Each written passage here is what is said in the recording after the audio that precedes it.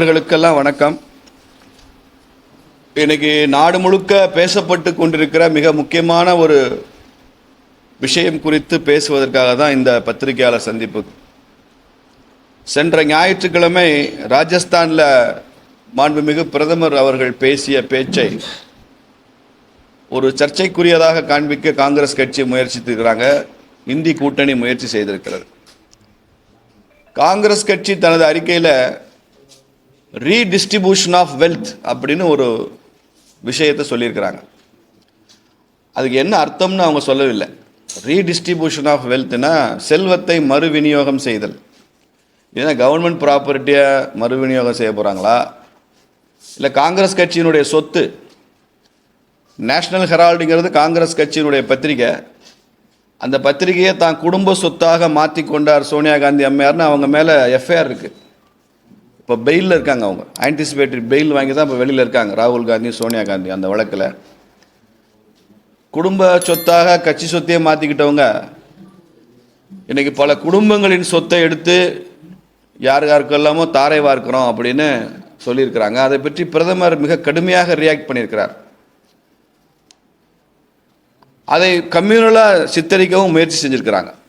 ஒரு வகுப்புவாத கண்ணோட்டத்துடன் காங்கிரஸ் செயல்படுகிறது. இதை முற்றிலுமாக கண்டிப்பதற்கு தான் இந்த பத்திரிகையாளர் சந்திப்பு. பிரதமர் மிகச் சரியான தருணத்தில் இந்திய மக்களை எச்சரித்திருக்கிறாரு. இது முதல் முறை இல்லை. இது ஏதோ மாவோயிஸ்ட் தீவிரவாதிகள் பேசுகிற மாதிரி இருக்குது காங்கிரஸ் கட்சி பேசுகிறது. ரீடிஸ்ட்ரிபியூஷன் ஆஃப் வெல்த்னா இந்த பழைய சினிமாவில் பார்ப்போம்.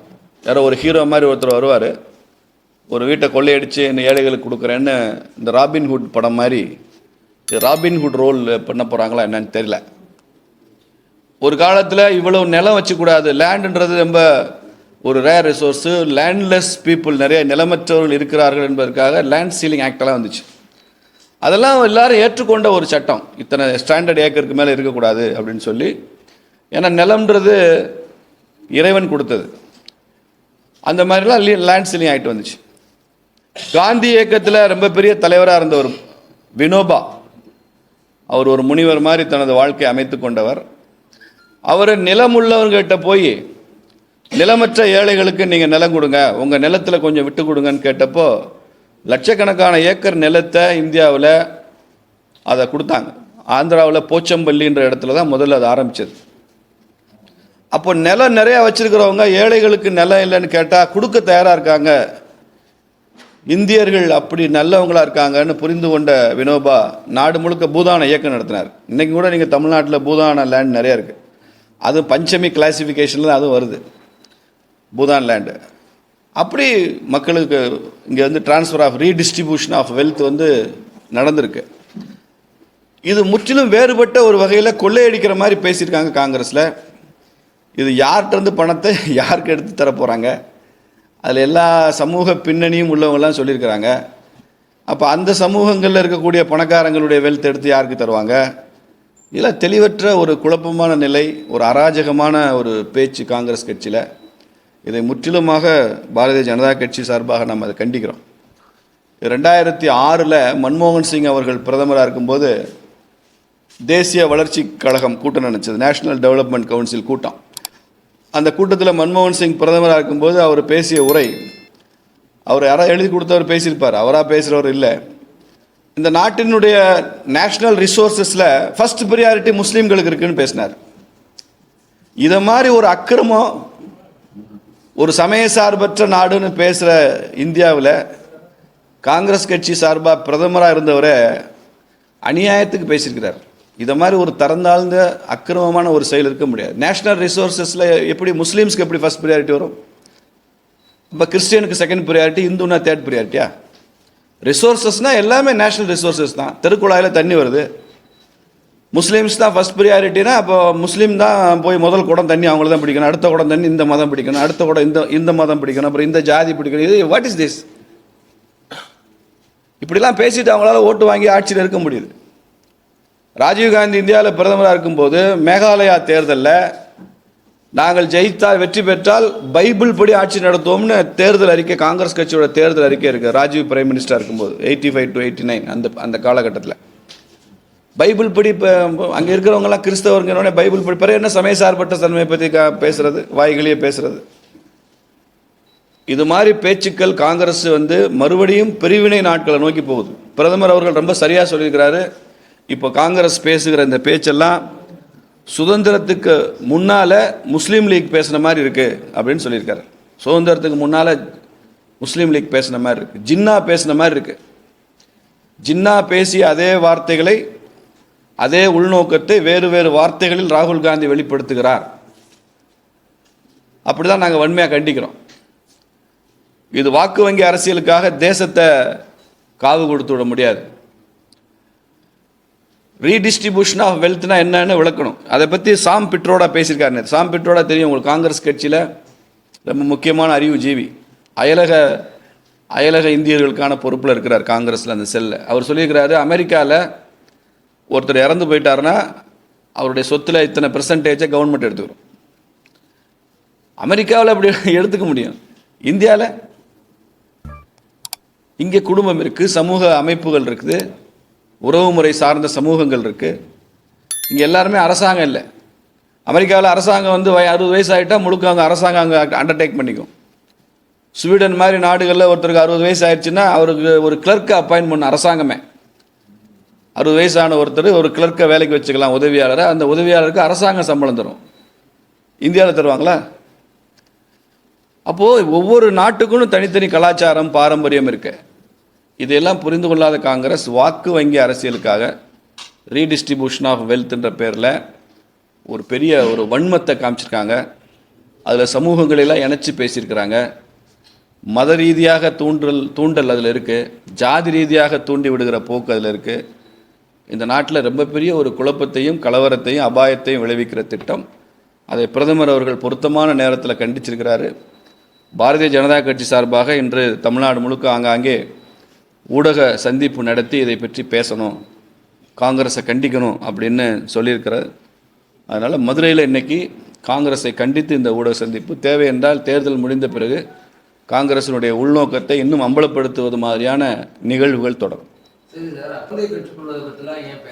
முஸ்லீம் சொன்னாரா? எங்கே சொன்னார்? அவனும் பயன்படுத்த, நீங்க ஏன் பயன்படுத்துறீங்க சார்? பிரதமர் முஸ்லீம்கள்னு வார்த்தை பயன்படுத்தினாரா? நீங்க மூலினா நீங்க சார் காது தொட்டு பார்க்குறீங்க?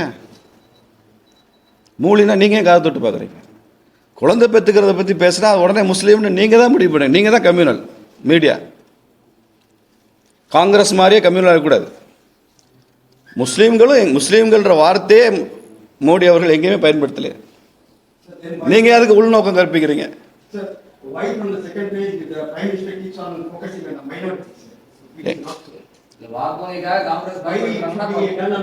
It should be because redistribution of wealth என்ன சொல்லிருக்காங்க? மைனாரிட்டிஸ் வார்த்தை பயன்படுத்திருக்காங்களா அவங்க காங்கிரஸ்ல? First access, first priority to national resources is Muslims அப்படின்னு மன்மோகன் சிங் ஏன் பேசினாரு? அது தப்பு இல்லையா? அப்போ எந்த ஊடகமாவது மன்மோகன் சிங் அப்படி பேசக்கூடாது. சமய சார்பற்ற நாடுகளில் முஸ்லீம்களுக்கு என்ன முன்னுரிமை, கிறிஸ்தவனுக்கு என்ன முன்னுரிமை, இந்துக்கு என்ன, எல்லாருக்கும் தான் முன்னுரிமை. துக்ளக் ஷோ அதை பற்றி கண்டித்து ஒரு கட்டுரை எழுதினார் மன்மோகன் சிங் பேசினதை. ரயில்வே ஸ்டேஷனில் போய் டிக்கெட் ரிசர்வ் பண்ணுறோம். ரிசர்வேஷன் கூட ஒரு நேஷனல் ரிசோர்ஸ் தான். அப்போ ரிசர்வேஷன் கவுண்டரில் முஸ்லீமுக்கு முதல்ல முன்னுரிமை கொடுத்து போட முடியுமா? அதுக்கப்புறம் கிறிஸ்டியன், இந்து இல்லை இந்து அல்லது கிறிஸ்டியன், இப்படி ரிலிஜன் அடிப்படையில் போட முடியுமா? What is this? ஒரு நான்சென்ஸ் பாலிடிக்ஸ் பண்ணிக்கிட்டு இருக்கிறாங்க காங்கிரஸில். அதை கண்டிக்கிறதுக்கு யாரும் முன் வரல இந்தியாவில். நீங்க வியாக்கியானம் கொடுக்காங்க சார். பிரதமர் யாரை சொல்றாருன்னா கேள்வி கேளுங்க, அவர் பதில் சொல்லட்டும். நீங்க முஸ்லீம்களை சொல்றாருன்னு ப்ரீ செட் நோஷனோட பிரைம் மினிஸ்டருடைய ஸ்டேட்மெண்ட்டை நீங்க கொஸ்டின் பண்ணக்கூடாது. யாரை சொல்றாரு? நீங்க முதல்ல முஸ்லீம் சொன்னீங்க. இன்ஃபில்ட்ரேட்டர்ஸ் அண்ட் குழந்தை பெற்றுக்கிறவங்க கிறிஸ்டியன் அதிகம் குழந்தை பெற்றுக்கலையா? இந்துக்கள் பெற்றுக்கலையா? இல்லை ஜாதி ரீதியாகவும் பல சமூகம் குழந்தை பெற்றுக்கலையா? நீங்க குழந்தை பெற்றுக்கிறாங்கன்னு சொன்ன உடனே நீங்க முஸ்லீம்னு எடுத்துக்கிறீங்க. முஸ்லீம் இல்ல.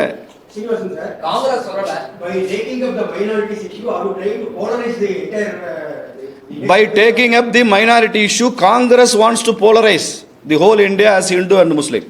What Jinnah did pre-independence period, that Rahul Gandhi is doing now.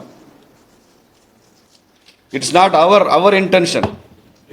முன்னால ஹிந்து இந்தியா முஸ்லீம் இந்தியான்னு பிஃபோர் ஃப்ரீடம் பிரிச்சாங்க. அந்த வழியில் நீ காங்கிரஸ் போகுது. சுதந்திரத்துக்கு முன்னால முஸ்லீம் லீக் என்ன செஞ்சாங்களோ அதை நீ காங்கிரஸ் பண்ணு. Which should not be. வயநாட்டில் நீங்கள் நிற்கலாம் சார், உங்களுக்கு மைனாரிட்டி ஓட்டு இருந்தால் தான் ஜெயிக்க முடியும் நிலைமை உங்களுக்கு இருக்கலாம். அதுக்காக தேசத்தை காவு கொடுத்துட்டு வயநாட்டில் ஜெயிக்க கூடாதுல்ல சார். சொத்தை எடுத்து கொடுக்குற மாதிரி என்ன அர்த்தம் சொல்லுங்க? ரீடிஸ்ட்ரிபியூஷன் ஆஃப் வெல்த்னா என்னன்னு சொல்லுங்க, அதுக்கப்புறம் பேசுங்க. சொல்லியிருக்கல விளக்கம் அப்படித்தானே கொடுக்குறாங்கல்ல சார். ரீடிஸ்ட்ரிபியூஷன் ஆஃப் வெல்த்துக்கு விளக்கமே காங்கிரஸ் கட்சி அப்படி தான் கொடுக்குறாங்க. சாம் பிட்ரோட என்ன சொல்லியிருக்காரு இன்னைக்கு? எடுத்து எல்லாரும் கொடுக்கணும், அதில் எஸ்சி எஸ்டி ஓபிசி மைனாரிட்டி இப்படிலாம் பிரிக்கிறாங்க. அப்புறம் யார்கிட்ட எடுக்க போறீங்க? யார்கிட்ட எடுக்க போறீங்க? யார்கிட்ட இருந்து சார் எடுக்க போறீங்க நீங்க? ரீடிஸ்ட்ரிபியூஷன் ஆஃப் வெல்த்னு என்ன அர்த்தம்? ஒரு பொண்ணு 100 பவுன் நகை வச்சிருக்காங்க, ரீடிஸ்ட்ரிபியூஷன் பண்ணி 100 பவுனுக்கு மேலே வைக்கக்கூடாது. நம்ம மோடி ஐயா அதை குறிப்பிட்டிருக்காரு. இப்போ 100 பவுனுக்கு மேலே எடுத்துட்டீங்க. 110 பவுன் வச்சிருக்கிற ஒரு பெண்மணிகிட்ட வந்து 10 பவுன் நகை எடுக்கிறீங்க, அதை யார்கிட்ட கொடுக்க போறீங்க சொல்லுங்க? முதல்ல ரீடிஸ்ட்ரிபியூஷன் ஆஃப் வெல்த்னா என்ன பெரிய அக்கிரமமாக ஒருத்தன் பேசிட்டு இருக்காங்க.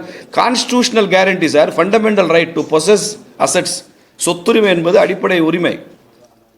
அதில் ஏதாவது மாற்றம் வரணும்னா அது கான்ஸ்டிடியூஷனல் அமெண்ட்மெண்ட்டில் வரணும். அதை எடுத்து யாருக்கா கொடுப்பேன்னு என்ன அர்த்தம்? பிரைம் மினிஸ்டர் 2006 இதை கோரலேட் பண்ணுறார். நேஷனல் டெவலப்மெண்ட் கவுன்சிலில் மன்மோகன் சிங் பேசுனதுலேருந்து கவுண்ட் பண்ணி இது ஒரு சீக்வன்ஸ், இது ஒரு ஆர்டர் இருக்குது, இது காங்கிரஸுக்குன்னு ஒரு பேட்டர்ன் இருக்குன்னு சொல்கிறார். அதுக்கு பதில் சொல்லு.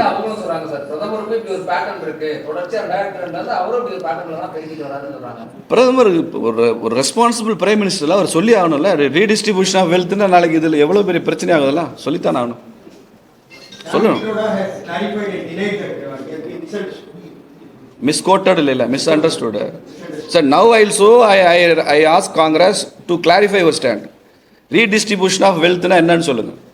இந்த மதுரையில் யார்கிட்ட இருந்தாலும் சொத்தை எடுக்க போறீங்க, யார் கொடுக்க போறீங்கன்னு மதுரையில் உள்ள காங்கிரஸ் கட்சியாக சொல்லட்டும். We agri. முதல்ல கிளாரிஃபை பண்ணுங்க. முதல்ல காங்கிரஸ் கட்சி குடும்பத்திலேருந்து எடுங்க சார். இல்லை தமிழ்நாட்டில் ரீடிஸ்ட்ரிபியூஷன் ஆஃப் வெல்த்னா முதல்ல கருணாநிதி குடும்பத்திலேருந்து ஆரம்பிங்க. அவங்ககிட்ட தான் சொத்து நிறைய இருக்கு. கருணாநிதி, ஸ்டாலின் அந்த சொத்தெல்லாம் எடுத்து அவங்களுக்கு கொடுங்க. அது ஏழைகளுக்கு கொடுப்போம்ன்ற வார்த்தை கூட இல்லை அதில். அல்லது யார் டிசர்விங்க, யார் பிபிஎலும் இல்லை. சரி சரி சார், ஓபிசியில் பணக்காரங்க இருக்காங்க, அவங்கள என்ன பண்ணுவீங்க? நீங்கள் ஏதோ ஒரு இன்டென்ஷனில் பேசிட்டு அதுக்கு விளக்கம் கொடுக்காதீங்க. எஸ்சி எஸ்டி ஓபிசி, ஓபிசியில் ரிச் பீப்புள் இல்லையா? இந்தியாவில் எல்லா இண்டஸ்ட்ரீஸும் ஓபிசி தான், எல்லா ட்ரேடர்ஸும் ஓபிசி தான். அப்போ அவங்க ஏழையாக இருக்கிற ஒருத்தங்கிட்ட எடுத்து மறுபடியும் பணக்காரங்கிட்ட கொடுப்பீங்களா? ஓபிசின்றனால ஜாதி மத அடிப்படையில் தான் கொடுப்பீங்களா? அப்போ விளக்கிட்டு சொல்லுங்க சார். விளக்குற வரைக்கும் பிரச்சனை தானே வரும். அப்போ எங்களுக்கு தெரிஞ்ச விளக்கத்தை இதில் உள்ள அபாயத்தை நாங்கள் சொல்லியிருக்கோம். அவ்வளோதான். வின் பண்ணா பார்க்கலாம், sir. We will fight it tooth and nail. இது வந்து அனுமதிக்கவே முடியாது, இது அனுமதிக்கக்கூடாது அப்படிங்கிறது தான் எங்களுடைய கோரிக்கை. அது மத அடிப்படையில் ஜாதி அடிப்படையில் துண்டாடுறதுக்கான ஒரு முயற்சி. இது ரொம்ப பெரிய அபாயத்தில் போய் முடியும். மத அடிப்படையில் ஜாதி அடிப்படையில் துண்டாடக்கூடாது. எங்கே சனாதனம் வருது?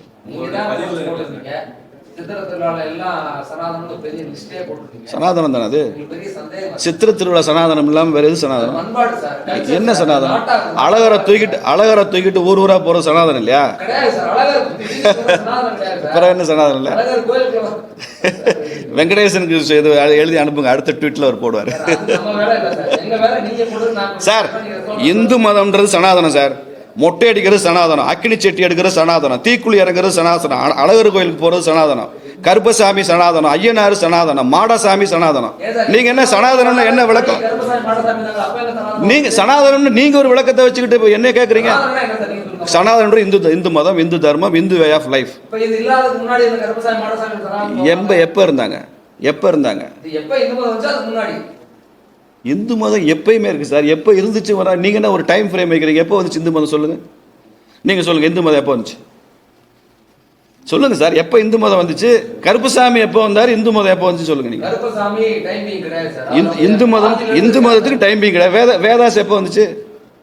வேதத்துக்கு என்ன சார் டைமிங் இருக்கு சொல்லுங்க. வேதத்தை இந்து மதம் ஒத்துக்குவீங்களா? அதாவது குறைஞ்சபட்சம் அதை ஒத்துக்குவீங்களா? வேதத்துக்கு என்ன டைமிங்? இதிகாசத்துக்கு என்ன டைமிங் இருக்குல்ல? அண்ணன் என்ன சொல்றாரு? கருப்பசாமிக்கு அப்புறம் தான் இந்து மதம் வந்து சொல்றாங்க. நீங்கள் சனாதனம்ன்றதை புரிஞ்சுக்காம நீங்கள் ஒரு விளக்கம் கொடுக்குறீங்க. நான் சனாதனம்னா என்னன்னு சனாதனத்தை நான் சனாதனி சார். சனாதனம்னா என்னன்னு ஒரு சனாதனி தான் சார் விளக்கணும்.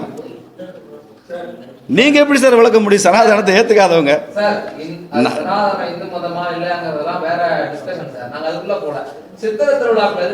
சித்திரை திருவிழாவும் சனாதனமும் இன்செப்பரபிள். சனாதனம் தான் சித்திரை திருவிழா, சித்திரை திருவிழா தான் சனாதனம். நான் தான் எல்லாமே சொல்லிட்டேனே. அக்கினி செட்டி எடுக்கிறது சனாதனம் தான், தீக்குழி இறங்குறது சனாதனம் தான், மொட்டை அடிக்கிறது சனாதனம்.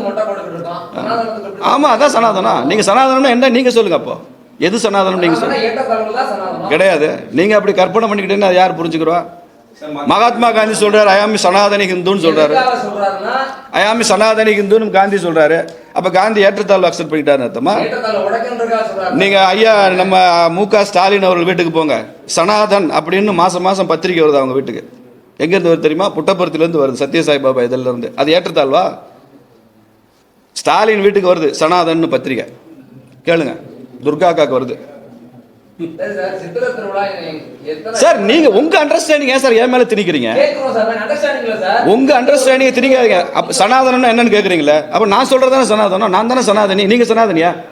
நீங்க சனாதனின்னு சொல்லுங்க, நீங்க சொல்ற விளக்கத்தை நான் ஏத்துக்கிறேன். நான் சனாதனி டெக்ளேர் பண்றேன் இத்தனை மீடியா முன்னால. அப்ப நான் சொல்றதான் எக்ஸ்பிளனேஷன். நான் திருக்குறள் படிச்சிருக்கேன்னு சொல்றேன், அதுக்கு விளக்கம் சொல்றேன். நீங்க திருக்குறள் படிக்கலன்னு சொல்றீங்க, அதுக்கு விளக்கம் சொல்லிட்டு பாருங்க. சனாதன நீங்க சனாதனி இல்ல இல்ல நீங்க இல்ல. நாட்டார் வழக்கு நல்ல வழக்குலாம் இல்ல. சாமி கும்பிடுறது அழகர் என்ன எதுல வர்றாரு? அழகர் எதுல வர்றாரு? 108 வைணவ திருத்தலங்கள் அழகர் கோயில் வருதா வரலையா? அது சனாதனமா இல்லையா? 108 வைணவ திருத்தலங்கள்ல அழகர் கோயில் இருக்கா இல்ல? திருமாலிருஞ்சோலையை பத்தி எத்தனை ஆழ்வார்கள் பாடியிருக்காங்க? ஆழ்வார்கள் பாட்டு சனாதனமா இல்லையா? அந்த அழகர் தானே மீனாட்சி கல்யாணத்துக்கு வர்றாரு. மீனாட்சி கல்யாணம் சனாதனமா இல்லையா? அவர் தானே ஆத்துல இறங்குறாரு, குதிரை வாகனத்தில் இறங்குறாரு. எல்லாம் சனாதனம் தான்.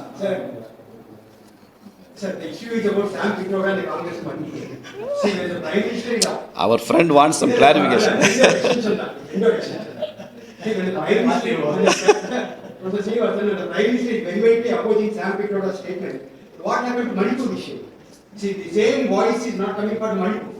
This has nothing to do.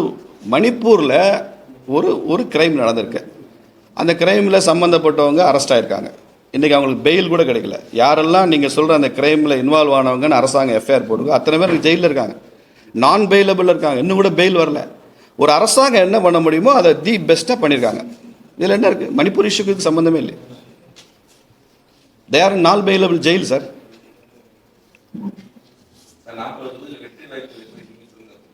39 ஜெயிப்போம் சார் தமிழ்.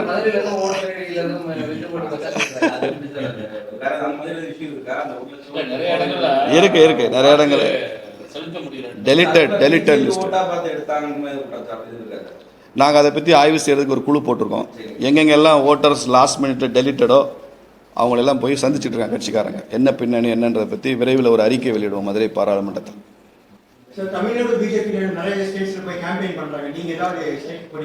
ஆமாம், என்ன தெலுங்கானா போக சொல்லியிருக்காங்க. இந்த மந்த் எண்டிலிருந்து I will be in Telangana. தெலுங்கானாவில் எந்த ஊர்னு எனக்கு சொல்லலை, தெலுங்கானான்னு ஸ்டேட்டை மட்டும் சொல்லியிருக்காங்க. ஒவ்வொருத்தரும் ஒவ்வொரு ஸ்டேட் போகிறாங்க. கர்நாடகா சிலர் போகிறாங்க, தெலுங்கானா போகிறாங்க.